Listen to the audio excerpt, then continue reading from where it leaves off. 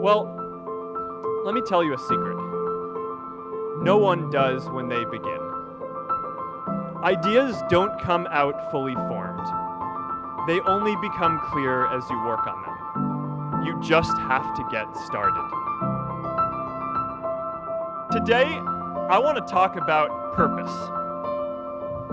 But I'm not here to give you the standard commencement about finding your purpose.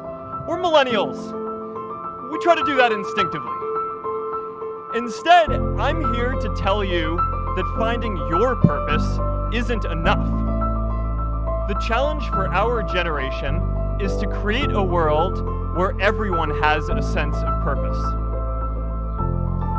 One of my favorite stories is when JFK went to go visit the NASA Space Center, and he saw a janitor holding a broom, and he asked him what he was doing, and the janitor replied, "Mr. President, I'm helping put a man on the moon."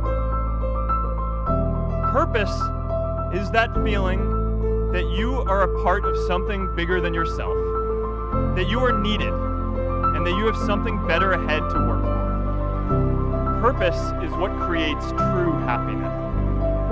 Big vision is going to get called crazy, even if you end up right. Anyone taking on a complex problem is going to get blamed for not fully understanding it, even though it's impossible to know everything up front.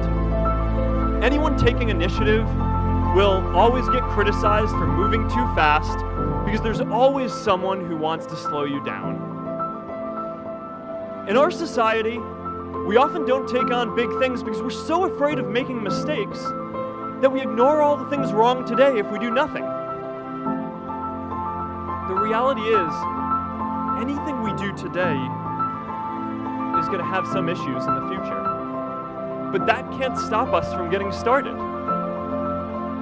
So what are we waiting for? It is time for our generation defining great works.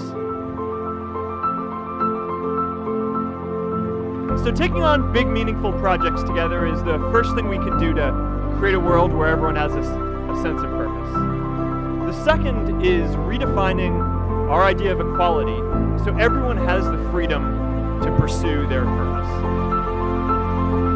Now, many of our parents had stable jobs throughout their careers, but in our generation, we're all a little entrepreneurial, whether we're starting our own projects or finding our role in another one. And, that's great.